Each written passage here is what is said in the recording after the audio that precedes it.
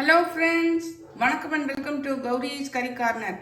நாம் இன்னைக்கு பார்க்க போகிற ரெசிபி நவராத்திரி நைவேத்தியத்தில் டே 7க்கான ரெசிபிஸ். நாம் இன்னைக்கு சித்திரன்னத்தில் தயிர் சாதம் பார்க்க போகிறோம். இந்த டம்ளருக்கு 1 டம்ளர் அரிசி பச்சரிசி எடுத்து நல்லா வாஷ் பண்ணி வச்சுருக்கேன். இப்போ இதுக்கு 4 டம்ளர் தண்ணி விட்டுக்கலாம்.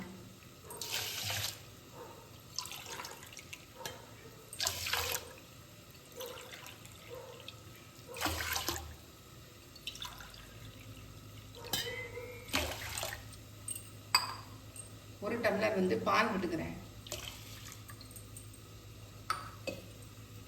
இது கூட 1 டீஸ்பூன் அளவு வெண்ணெய் சேர்த்துக்கலாம். நீங்கள் ரூம் டெம்பரேச்சரில் எடுத்து வச்சாலும் சரி, இல்லைன்னாலும்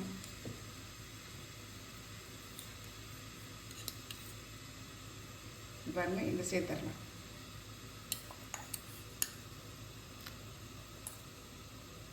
இப்போ இதை குக்கரில் வச்சு வேக வச்சிடலாம். குக்கரில் வச்சுட்டேன். போட்டு மூடியெல்லாம் ஒரு 5 விசில் வச்சு எடுத்துடலாம். குழைய வேகணும். சாதத்தை குக்கர்லேருந்து எடுத்துட்டேன் பாருங்கள். தயிர் சாதத்துக்கு வச்சுக்கணும் இல்லையா, நல்லா குழைய வந்துருக்கு பாருங்கள். நல்லா சூட்டோடையே மசிச்சு விட்ருங்க.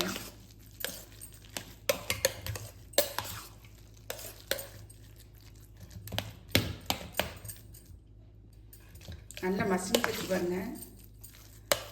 நம்ம இப்போ இதுக்கு ஒரு தாளிப்பு ஒன்று கொடுக்கலாம். சாதத்துக்கு இன்னும் உப்பு போடல. நான் ஒரு 1/2 டேபிள் ஸ்பூன் அளவு வெண்ணெயை சேர்த்துக்கிறேன்.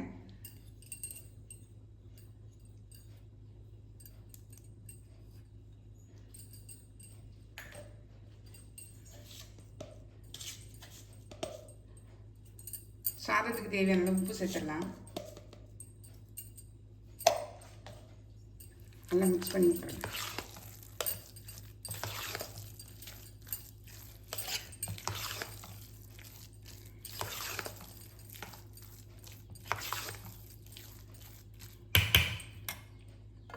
இதில் கொஞ்சம் பால் விடுறேன்.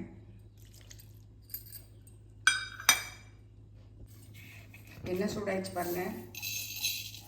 கடுகு, இது கூட இந்த உளுந்த பருப்பு ஒரு 1/2 டீஸ்பூன். இதில் இஞ்சி சின்ன துண்டு, ஒரு பச்சை மிளகாய்,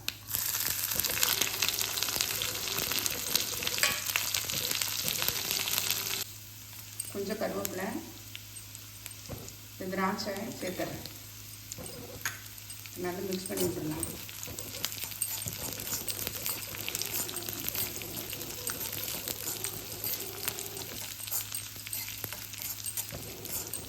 நம்ம இதுக்கு பதிலாக பச்சை திராட்சை சேர்க்கலாம். மாதுளை முத்துக்கள் கூட நம்ம சேர்க்கலாம்.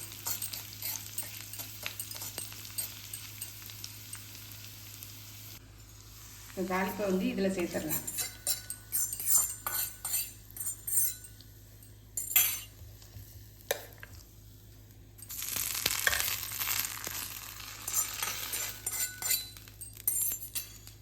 நல்லா மிக்ஸ் பண்ணி விட்டுறலாம்.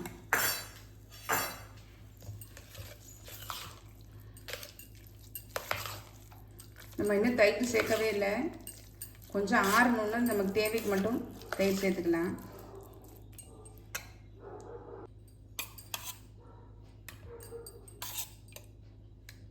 தயிர் இப்போ கொஞ்சம் சேர்த்துருக்கேன். சாப்பிடும்போது நம்ம மிச்சத்தை சேர்த்துக்கலாம். நல்லா பாருங்கள், எப்படி க்ரீமி கன்சிஸ்டன்சியில் எப்படி இருக்குது பாருங்கள். செம்மையாக இருக்குது. இதுக்கு மேலே கொத்தமல்லி தழை தூவிடலாம்.